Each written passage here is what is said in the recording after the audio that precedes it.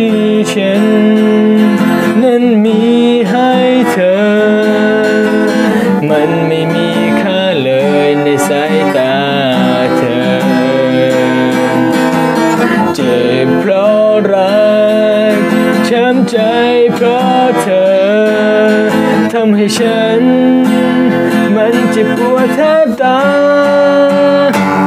อย่าบอกว่ารักเธอ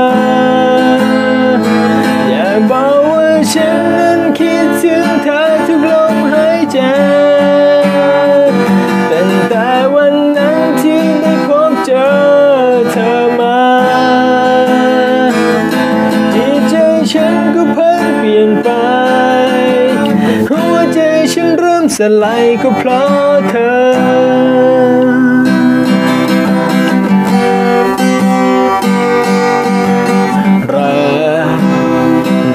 ไปด้วยกันและสุดท้ายเป็นฉันที่จะต้องทนเจ็บรักที่ฉันนั้นมีให้กันมันไม่มีค่าเลยในสายตาเธอรักที่ต้องเก็บไว้เองคิดแล้วช้ำเจ็บปวดเหลือเกิ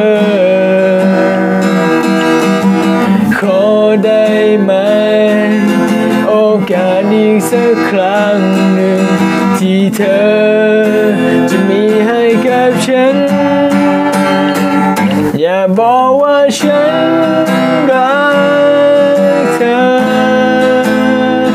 อย่าบอกว่าฉันนั้นพร้อมจะดูแลเธอจะวันนี้หรือวันไหน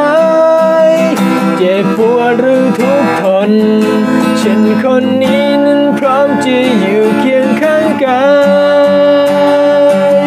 ของเธออย่าบอกว่าฉันรักเธอจากหัวใจอย่าบอกว่าฉันนั้นพร้อมจะดูแลเธอจะวันนี้หรือวันไหนเจ็บปวดหรือทุกข์ทนฉันคนนี้นั้นพร้อมจะอยู่เคียงข้างกา